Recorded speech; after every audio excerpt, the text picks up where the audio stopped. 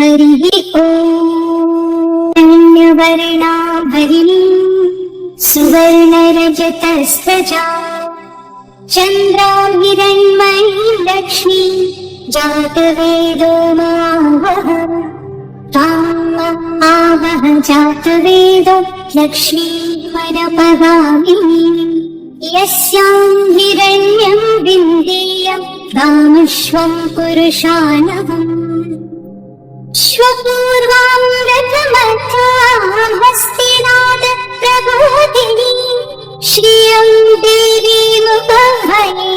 श्रीर्मां देवी जुषतां संस्मितां हिरण्यप्राकारामार्द्रां ज्वलन्तीं तृप्तां तर्पयन्तीं पद्मे स्थितां पद्मवर्णां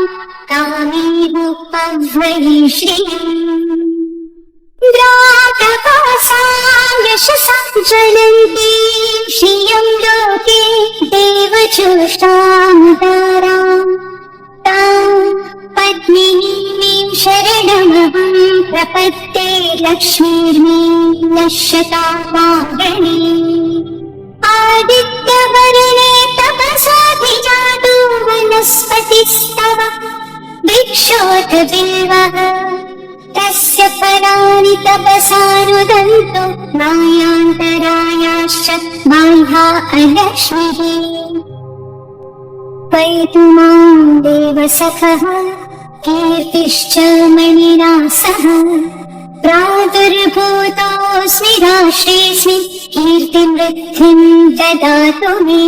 श्रुतिपाशामलां देशां लक्ष्मी नाशयाम्यहम् आभूतिमसमृद्धिं च सर्वान् ऋणुद मे विभात् गन्धकारां दुराधर्षां नित्यपुष्टां करीषिणि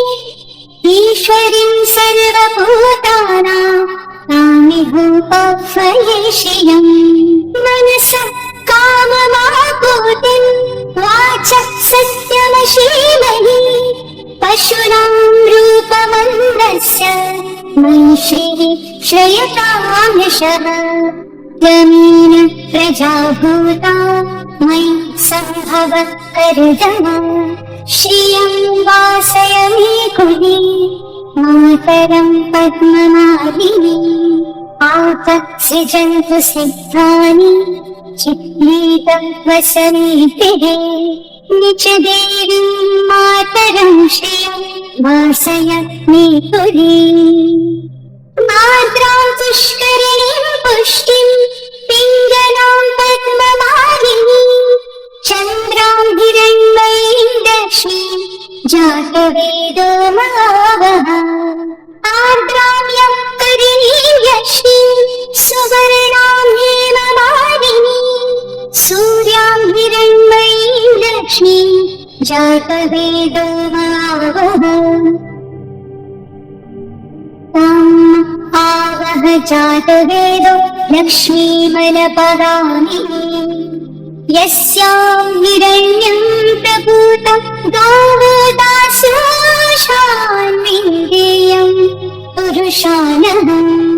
यः शुचिः प्रयतो भूत्वा जुहुयादाचमन्वः सूक्तं पञ्चदशर्षं च श्रीकामः सततं जपेत्